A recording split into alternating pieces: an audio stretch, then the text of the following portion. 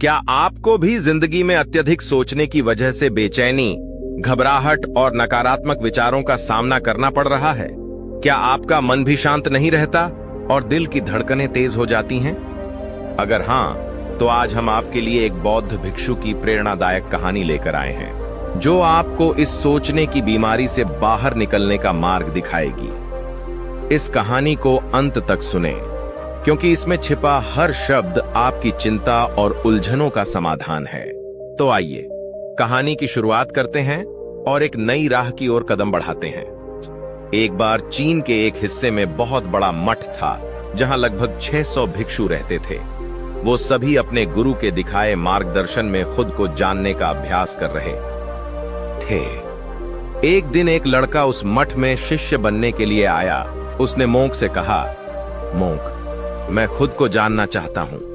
मैं सच की तलाश कर रहा हूं। मैं पता लगाना चाहता हूं कि सच क्या है। मोंक ने उसकी ओर देखा और कहा कि अगर तुम सच जानना चाहते हो तो तुम्हें अपना पूरा जीवन दांव पर लगाना होगा। सच को जानने में तुम्हारा पूरा जीवन लग सकता है। फिर भी इस बात की गारंटी नहीं है कि तुम्हें इस जीवन काल में सच का पता लगेगा या नहीं। क्या तुम इसके लिए तैयार हो? शिष्य ने कहा, मोंक मास्टर, मैं यहां पीछे मुड़ने के लिए नहीं आया हूं। मैं इसके लिए तैयार हूं। गुरु ने कहा, अगर ऐसा है तुम एक काम करो, इस मठ में 600 भिक्षु है। तुम उनके लिए चावल कूटने का काम करो। बस सुबह से शाम तक चावल कूटने का ही काम करो, और जब तुम थक जाओ तो सोने चले जाओ। फिर अगली सुबह उठकर चावल को कूटना शुरू कर दो। इसके अलावा कुछ और मत करना। किसी और चीज के बारे में मत सोचना। बस इस रास्ते पर चलते रहना और दोबारा मेरे पास मत आना। जरूरत पड़ने पर मैं खुद तुम्हारे पास आऊंगा। उस लड़के ने गुरु के आदेश का पालन करते हुए चावल कूटने का काम शुरू कर दिया।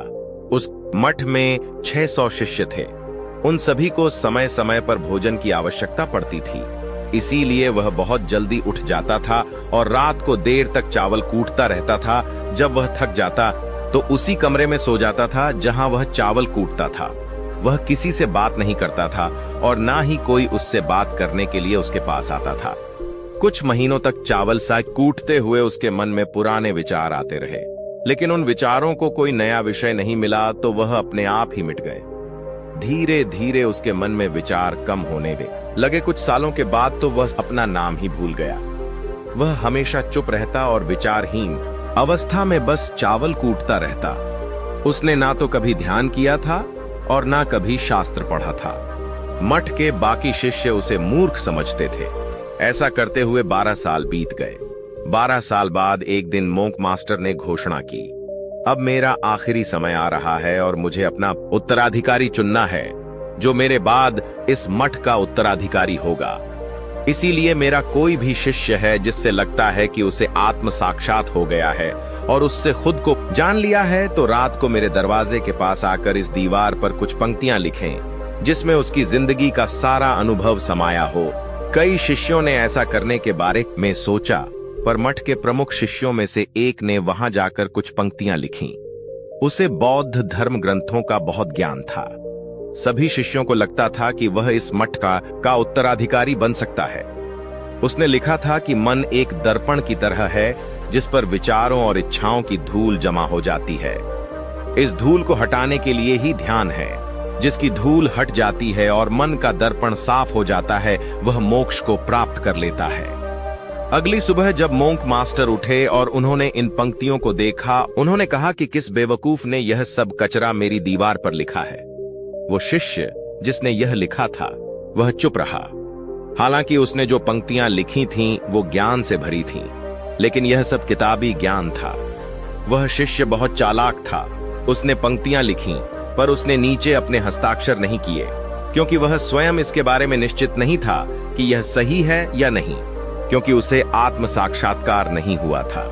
गुरु ने पंक्तियों को पूरी तरह से खारिज कर दिया। यह देखकर सभी हैरान रह गए।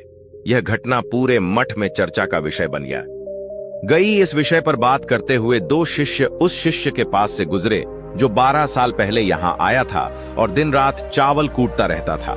दोनों की चर्चा सुनकर वह धीरे से हंस पड़ा। दोनों शिष्य ने उसे पूछा कि तुम क्यों हंस रहे हो?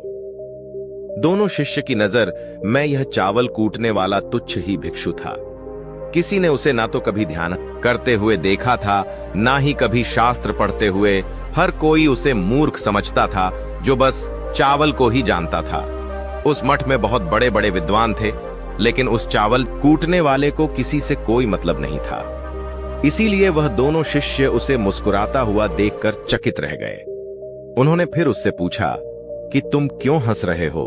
उसने जवाब दिया, मैं इसीलिए हंसा कि मास्टर सही बोल रहे हैं, यह सब पंक्तियां कचरा है, इन पंक्तियों का कोई मूल्य नहीं है। वह दोनों शिष्य चौंक गए। उन्होंने उसे पूछा कि क्या तुम ऐसी पंक्तियां लिख सकते हो जो इससे भी बेहतर हो? चावल पीसने वाले नहीं, क्योंकि मैं अनपढ़ हूं, लेकिन हाँ, मैं कुछ पंक्तियां कह सकता हूं। अगर तुमने उन पंक्तियों को तुम लिख सकते हो तो मैं तुम्हारे साथ जाने के लिए तैयार हूं। उन दोनों शिष्यों ने कहा, ठीक है। वे मास्टर के कमरे के पास गए और चावल कूटने वाले ने कुछ पंक्तियां बोली और दूसरे शिष्य ने उस दीवार पर लिख दिया और उन पंक्तियों के नीचे लिख दिया कि चावल कूटने वाला। उन्हें लगा कि मास्टर इस पर भी गुस्सा करेंगे जो पंक्तियों उसने लिखने के लिए कहा था। बहुत अद्भुत थी और वो पंक्तियां थीं, मन तो बस एक का भ्रम है, ना तो मन है ना ही मन का कोई दर्पण है, और जब मन ही नहीं है तो धूल कहां ठहरेगी। जो ये जानता है वो सच को जान गया। जब वो गुरु ने ये पंक्तियां देखी तो वे आधी रात को उठे और चावल कूटने वाले के पास गए। वह सो रहा था। मास्टर ने उसे जगाया और कहा कि ये लो मेरी छड़ी और मेरे वस्त्र के ले लो, आज से तुम मेरे उत्तराधिकारी हो। लेकिन इस मठ को छोड़कर कहीं दूर चले जाओ, क्योंकि इस मठ में बहुत सारे विद्वान हैं जो खुद को तुमसे ज्यादा श्रेष्ठ मानते हैं और वो तुम्हें मार देंगे। वो इस बात को बर्दाश्त नहीं कर सकते कि एक साधारण सा चावल कूटने वाला उनसे ज्यादा विद्वान निकला।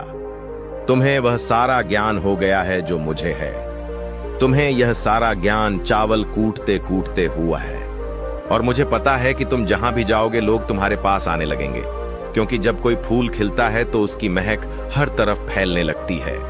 उसने अपने गुरु के पैर छुए और रात को ही वहां से चला गया। अगर हम अपनी जिंदगी में देखें तो पाएंगे बहुत से लोग सोचते हैं कि ध्यान केवल एक ही जगह बैठकर आंखें बंद करके ही किया जा सकता है, लेकिन हकीकत में ऐसा नहीं है। ध्यान तो चलते चलते भी किया जा सकता है, अपना कुछ काम करते हुए भी ध्यान किया जा सकता है। असल में ध्यान का मतलब यह है कि आप जो भी काम कर रहे हैं उसे अपनी शिद्दत से करें। आपको आपके शरीर का ख्याल भी ना रहे, बिल्कुल उस चावल पीसने वाले की तरह जो चावल कूटने में इतना मग्न हो गया कि उसको खुद का कोई ख्याल ही नहीं रहा। उसने चावल कूटते हुए ही उसने आत्म साक्षात्कार प्राप्त कर लिया। हर समय वर्तमान में रहना और कुछ नहीं सोचना। मन तब तक ही है जब तक विचार है। जब विचार ही नहीं रहेंगे तो मन भी गायब हो जाएगा। जब मन ही नहीं रहेगा तभी तुम अपने आप को अच्छे से जान पाओगे। असल में हमें अपने वास्तविक रूप को जानने के लिए कोई अन्य साधना करने की आवश्यकता नहीं है। हम जो कुछ भी कर रहे हैं बस उसमें हमें पूरी तरह से खो जाने की जरूरत है। अपने काम में इस कदर से लीन हो जाओ कि आपका काम भी ध्यान बन जाए। ज्यादा सोचने वाले लोगों के लिए दूसरी रहस्यमयी कहानी अब हम आपको बताएंगे, तो चलिए कहानी की शुरुआत करते हैं। एक गांव में एक आदमी रहता था जो ताले तोड़ने के मामले में एक्सपर्ट था। यानी कि जहां कहीं भी ताले तोड़ने की बात आती थी या लॉक को खोलने की बात आती थी तो उसका नाम सबसे पहले लिया जाता था। एक दिन कुछ समझदार लोगों ने उसकी परीक्षा लेनी चाहिए और उसको बता दिया गया कि आपको इस तारीख को आना है और ताले को तोड़ना है।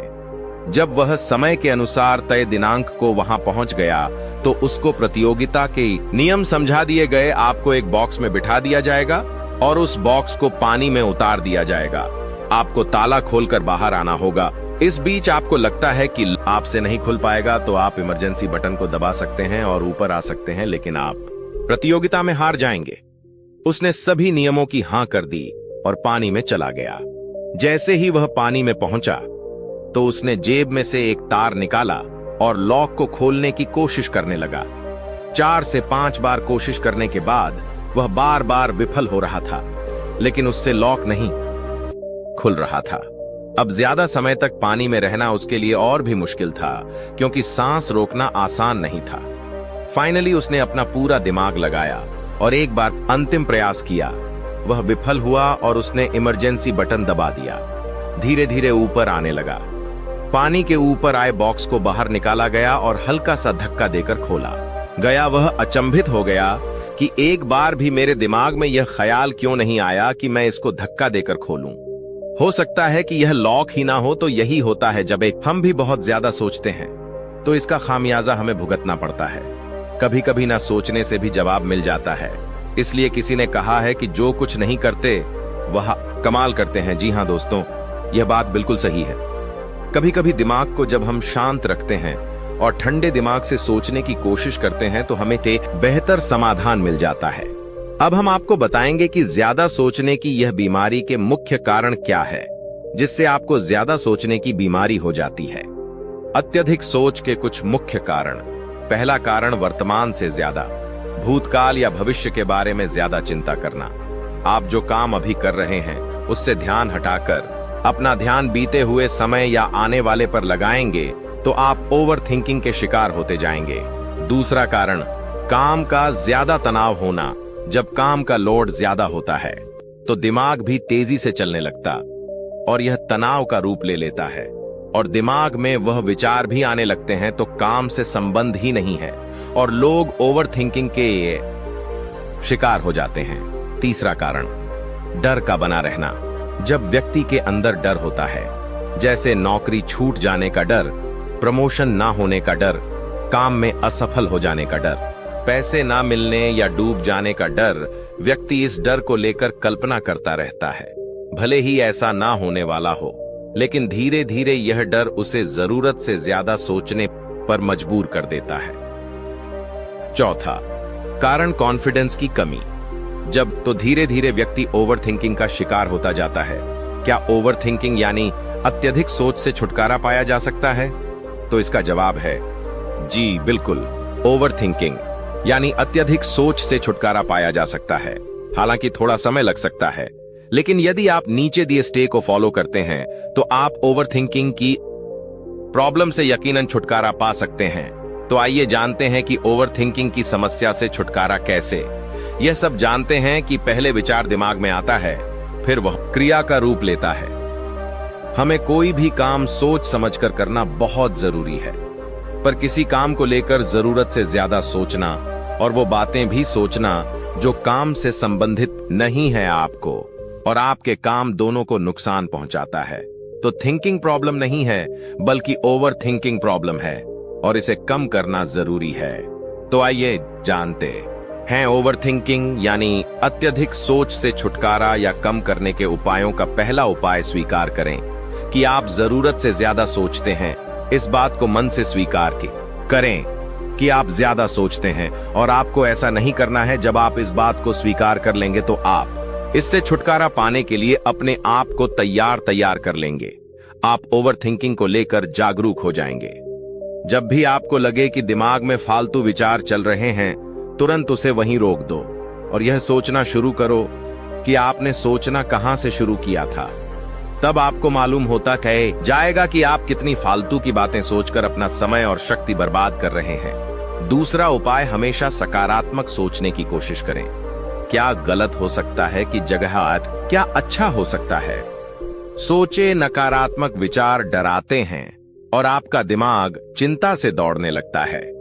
जब आप उन नकारात्मक चीजों पर ध्यान केंद्रित करने लगते हैं जो कही हो गई, तो तब आप दिमाग के गुलाम हो जाते हैं। लेकिन जब आप सकारात्मक रूप से सोचते हैं तो दिमाग आपका गुलाम होता है।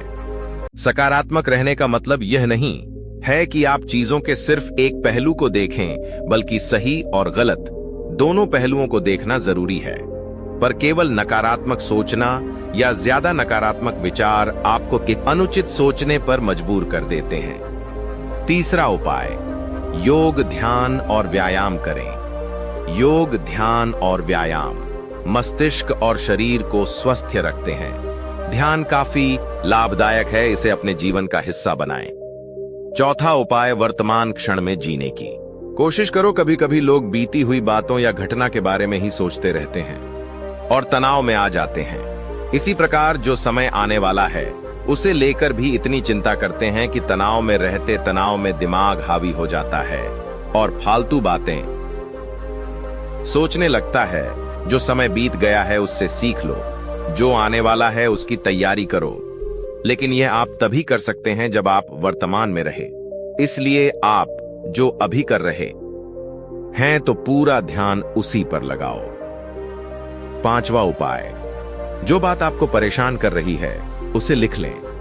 आपके सोचने के तरीके और आपके महसूस करने के तरीके के बीच एक मजबूत संबंध है। आपके सोचने का तरीका आपकी भावनात्मक स्थिति को प्रभावित करता है और आपकी भावनात्मक स्थिति आपके सोचने के तरीके को प्रभावित करती है। तो जो बात आपको परेशान कर रही है उसे लिख ले। अब उस बात के बारे में यह लिखे कि यह आपको क्यों परेशान कर रही है। अब अपने आप से प्रश्न करें कि क्या इस समस्या का हल परेशान रहना है? यदि नहीं तो उसका हल ढूंढे, और यही इसका कोई हल नहीं है तो परेशान रहने और सोचते रहने से क्या होगा? जब धीरे धीरे आप ऐसे करेंगे तो इस चीज की आपको आदत पड़ती जाएगी और आप अनावश्यक सोचना बंद कर देंगे। 6वां उपाय, अपनी भावनाओं का नियंत्रण रखो। भावनाओं पर नियंत्रण रखने का मतलब यह बिल्कुल भी नहीं है कि आप अपनी भावनाओं को दबाएं, लेकिन आपको अपनी भावनाओं पर नियंत्रण रखना होगा। जब आप अपनी भावनाओं पर नियंत्रण रखते हैं तो हकीकत को देख पाते हैं। अनियंत्रित भावनाएं दिमागी विचारों को बेफजूल गति प्रदान करती हैं। 7वां उपाय, चिंता नहीं, चिंतन करें। चिंता ओवरथिंकिंग को जन्म देती है और चिंतन क्रिएटिविटी को जन्म देता है। फालतू सोचने की जगह कोई कहानी, कोई लेख, कविता या कुछ रचनात्मक सोचे। 8वां उपाय, अपने पसंद की चीजें करें। जब भी आप फ्री हो तो कोई भी ऐसा काम करो जिसे करना आपको अच्छा लगता हो। किताबें पढ़ना है, गाने सुने, गाने गाएं, घूमने जाएं। यदि आपके घर में बच्चे हैं तो बच्चों के साथ खेलें, अपने दोस्तों से साथ समय व्यतीत करें। 9वां उपाय, अपना सर्वश्रेष्ठ स्वीकार करें। जब आप ज्यादा सोचते हैं तो ना चाहते हुए भी आप नकारात्मक बातें सोचते हैं और अपने आप को औरों से कम आंकने लगते हैं। याद रखें, कोई भी परफेक्ट नहीं होता जो आप हैं। आप जैसा कोई नहीं है लोग क्या कहते हैं, इस पर ध्यान देने की बजाय अपना सर्वश्रेष्ठ स्वीकार करें। अपने ज्ञान को बढ़ाते रहे और पॉजिटिव रहे। 10वां उपाय, मन को शांत रखें। आधुनिक जिंदगी भाग दौड़ा और अधिकतर लोगों के साथ तनाव में बने रहना इतना सामान्य हो जाता है कि उन्हें इस बात का पता ही नहीं चलता कि धीरे धीरे तनाव उनके मानसिक और शारीरिक स्वास्थ्य पर बुरा प्रभाव डाल रहा है। जब मन अशांत होता है तब नकारात्मक और बेफिजूल के विचार हमारे दिमाग में घर करने लगते हैं। यदि आप ओवरथिंकिंग से छुटकारा पाना चाहते हैं तो अपने मन को शांत रखें। आपके सोच को बदल देने वाली 3 कहानियां अभी हम आपके सामने प्रस्तुत कर रहे हैं, तो इसे ध्यान से सुने। यह आपकी जिंदगी बदल देगी। बहुत समय पहले की बात है। एक प्रसिद्ध शहर में एक बेहद ज्ञानी और प्रतापी संत साधु महाराज आए हुए थे। उनकी कीर्ति सुनकर दूर दूर से लोग उनके दर्शन के लिए आने लगे। साधु महाराज के पास हर रोज कई दीन दुखी और जरूरतमंद लोग आते, जिनका जीवन परेशानियों से भरा होता। उनमें से एक दिन एक बेहद गरीब आदमी साधु महाराज के पास आया। उसकी आंखों में निराशा और चेहरा चिंता से भरा था। वह आदमी साधु महाराज के चरणों में गिरकर बोला, मैं बहुत ही गरीब हूँ। मेरे ऊपर भारी कर्ज का बोझ है और मेरे पास इतने साधन नहीं कि मैं इसे चुका सकूं। कृपया। साधु महाराज ने उसकी बातें सुनने के बाद कुछ पल सोचा और फिर अपनी झोली में से एक चमकीला नीले रंग का पत्थर निकालकर उस गरीब आदमी को दिया। साधु महाराज ने कहा, यह एक अमूल्य पत्थर है। तुम इसे बेचने का प्रयास करो और जितनी कीमत मिल सके वह प्राप्त कर लो। आदमी उस पत्थर को लेकर उत्साहित और आशावादी मन से बाजार की ओर चल पड़ा। सबसे पहले वह अपने एक जान पहचान के फल विक्रेता के पास गया और उस पत्थर को दिखाते हुए उसकी कीमत जाननी चाहिए। फल विक्रेता ने पत्थर को हाथ में लिया, कुछ देर तक उसे घूरता रहा और फिर बोला, मुझे तो यह नीले रंग का शीशा लगता है जो चमकदार और आकर्षक दिखता है। अगर तुम इसे मुझे दे दो तो मैं तुम्हें इसके बदले में 1000 रुपये दे सकता हूँ। आदमी थोड़ा निराश हुआ, लेकिन फिर भी उसने सोचा कि शायद किसी और व्यापारी के पास यह पत्थर अधिक मूल्य पा सके। वह एक बर्तनों के व्यापारी के पास गया और उसे भी वह पत्थर दिखाया। व्यापारी ने पत्थर को गौर से देखा और बोला, यह पत्थर साधारण नहीं है, इसमें कुछ विशेषता नजर आ रही है। मैं इसके लिए तुम्हें 50,000 रुपये दे सकता हूँ। आदमी का मन थोड़ा आश्वस्त हुआ और उसने सोचा कि शायद इसकी कीमत इससे भी ज्यादा हो सकती है। अब वह पत्थर लेकर एक सुनार के पास पहुंचा। सुनार ने जब उस नीले पत्थर को ध्यान से देखा तो उसकी आंखों में चमक आ गई। उसने कहा, यह पत्थर तो बहुत कीमती लगता है, इसके लिए मैं तुम्हें 1 लाख रुपए दे सकता हूँ। अब गरीब आदमी को विश्वास हो गया कि यह पत्थर किसी साधारण पत्थर से कहीं अधिक मूल्यवान है। उसे लगा कि इसकी कीमत शायद किसी हीरे के व्यापारी को ही पता हो सकेगी। यह सोचकर वह शहर के सबसे बड़े हीरे के व्यापारी के पास गया।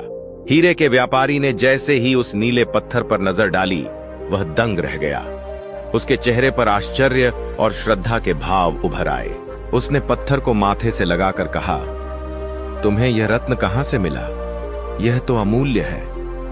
मैं अपनी पूरी संपत्ति बेच दूं, तब भी इसकी कीमत अदा नहीं कर सकता। इसका मूल्य अनमोल है। उस गरीब आदमी ने उस समय समझा कि साधु महाराज का दिया हुआ यह पत्थर साधारण नहीं था। उसने समझा कि इस पत्थर के माध्यम से साधु महाराज ने उसे एक गहरी सीख दी है। किसी की कीमत उसके बाहरी रूप या दूसरों की राय से नहीं आंकी जा सकती। हम सभी अपने भीतर अनमोल हैं। हमारा मूल्य हमारे भीतर छुपी संभावनाओं और काबिलियत में है। एक बार की बात है, जंगल में मेंढकों की एक टोली एक साथ यात्रा कर रही थी। सभी मेंढक हंसी खुशी से छलांगे लगाते हुए चल रहे थे। अचानक 2 मेंढक एक गहरे गड्ढे में गिर गए। गड्ढा इतना गहरा था कि दोनों मेंढकों के लिए बाहर निकल पाना बहुत कठिन लग रहा था। गड्ढे के ऊपर खड़े बाकी मेंढकों ने जैसे ही देखा कि उनके साथी गहरे गड्ढे में फंसे हैं, वे चिंतित हो उठे।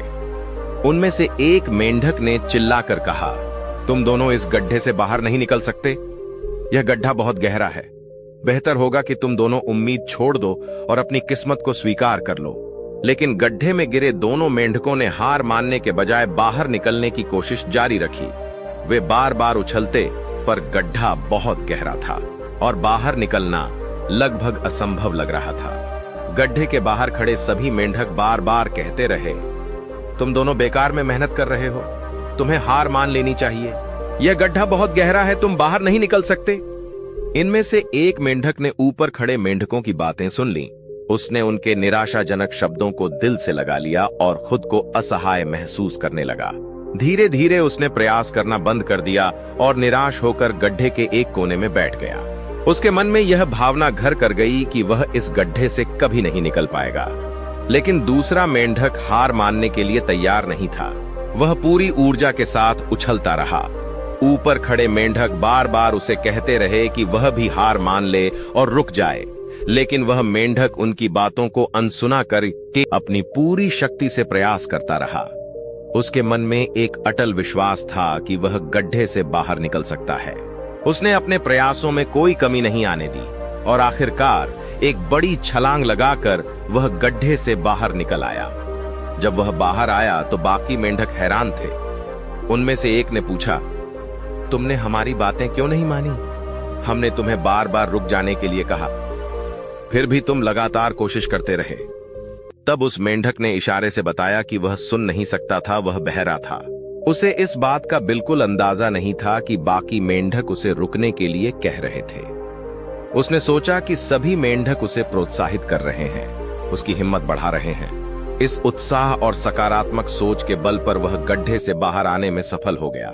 इस कहानी से हमें यह सीख मिलती है कि दूसरों के शब्दों का हमारे ऊपर बहुत गहरा प्रभाव पड़ता है। नकारात्मक बातें हमें अंदर से कमजोर कर सकती हैं, जबकि सकारात्मक शब्द हमारे आत्मविश्वास को बढ़ा सकते हैं। इसलिए हमेशा दूसरों को प्रोत्साहित करने वाले शब्द कहें और खुद भी दूसरों की नकारात्मक बातों से प्रभावित न हों। अपनी काबिलियत पर भरोसा रखें, सकारात्मक सोचें और निरंतर प्रयास करते रहें। यही सफलता का असली मंत्र है। एक घना जंगल था जहां एक विशाल बरगद का पेड़ खड़ा था। उस पेड़ की ऊंची शाखाओं में एक चील का घोंसला था जिसमें उसने अपने अंडे दे रखे थे। उसी पेड़ के नीचे एक जंगली मुर्गी भी रहती थी जिसने अपने अंडे वहां रखे थे और उनकी देखभाल करती थी। एक दिन हवा के झोंके से चील के घोंसले का एक अंडा नीचे गिर गया और मुर्गी के अंडों में जा मिला। मुर्गी ने उस अंडे को भी अपना मान लिया और उसकी पूरी देखभाल की। समय बीतता गया और धीरे धीरे अंडे फूटने लगे। मुर्गी के अंडों के साथ ही चील के अंडे से भी एक बच्चा निकला। लेकिन चील का यह बच्चा अपने बारे में कुछ नहीं जानता था, क्योंकि उसने खुद को हमेशा मुर्गी के बच्चों के बीच ही पाया। वह खुद को भी मुर्गी समझने लगा और मुर्गी के अन्य बच्चों के साथ ही बड़ा होने लगा। जैसे जैसे वह बड़ा हुआ, उसने वही सारे काम करने शुरू कर दिए जो मुर्गी के बच्चे करते थे। वह जमीन पर चोंच मारकर दाने चुगता और जितनी ऊंचाई तक मुर्गी उड़ सकती थी उतनी ही ऊंचाई तक उड़कर लौट आता। उसने अपने पंखों की ताकत को पहचाना ही नहीं, क्योंकि वह खुद को मुर्गी ही मानता था। एक दिन उसने आकाश में ऊंचाई पर उड़ती हुई एक चील को देखा। उसकी उड़ान इतनी शानदार थी कि चील के इस बच्चे का मन रोमांचित हो उठा। उसने अपनी मुर्गी माँ से पूछा, माँ, ये कौन सी चिड़िया है जो इतनी ऊंचाई पर उड़ रही है? मुर्गी ने जवाब दिया, वह चील है। वह आसमान की रानी है, लेकिन तुम एक मुर्गे हो और तुम कभी उसके जैसा ऊंचा नहीं उड़ सकते। यह सुनकर चील का बच्चा मायूस हो गया। उसे अपनी क्षमताओं का अंदाजा ही नहीं था। उसने मुर्गी की बात को सच मान लिया और कभी भी ऊंचाई पर उड़ने की कोशिश नहीं की। समय के साथ उसने खुद को सिर्फ एक मुर्गी मान लिया और अपनी पूरी जिंदगी उसी विश्वास में बिताई। उसे इस बात का कभी एहसास ही नहीं हुआ कि वह भी आकाश की ऊंचाइयों को छू सकता था। और एक दिन वह मुर्गी की तरह ही साधारण जीवन जीते हुए चल बसा। इस कहानी से हमें यह सीख मिलती है कि हम जिस वातावरण में रहते हैं, जो लोग हमारे आसपास होते हैं, उनका प्रभाव हमारे सोचने और खुद को आंकने के तरीके पर बहुत गहरा पड़ता है। अगर कोई हमें बार बार यह कहे कि हम किसी चीज के काबिल नहीं हैं, तो धीरे धीरे हम भी इसे सच मानने लगते हैं। अक्सर लोग हमें हमारी सीमाओं का गलत एहसास दिला देते हैं और हम अपनी असली ताकत को पहचान ही नहीं पाते। हमेशा याद रखें कि हमारी असलियत दूसरों की बातों से नहीं, बल्कि हमारे अपने विश्वास और प्रयासों से तय होती है। अपनी शक्तियों को पहचानें, अपने ऊपर भरोसा रखें और हर उस ऊंचाई को छूने का साहस करें जो आपसे कहा जाता है कि वह आपकी पहुंच में नहीं है। दोस्तों, जो लोग अपनी जीत के प्रति आश्वस्त होते हैं, वे आसानी से मैदान में कदम रखते हैं, लेकिन असली बहादुरी उनमें होती है जो हार का डर होने के बावजूद भी डटे रहते हैं और अपनी पूरी कोशिश करते हैं। इस कहानी को अपने जीवन में उतारें और खुद पर यकीन रखते हुए आगे बढ़ें। दोस्तों, कैसी लगी आपको यह कहानी? कृपया कमेंट सेक्शन में अपनी राय जरूर साझा करें। अगर आपको हमारी कहानी पसंद आई हो तो गॉड्स इंस्पायर्ड MS चैनल को सब्सक्राइब करना न भूलें। हम जल्द ही एक नई और दिलचस्प कहानी के साथ वापस आएंगे। तब तक के लिए अपना ध्यान रखें और खुश रहें। ओम नमो बुद्धाय।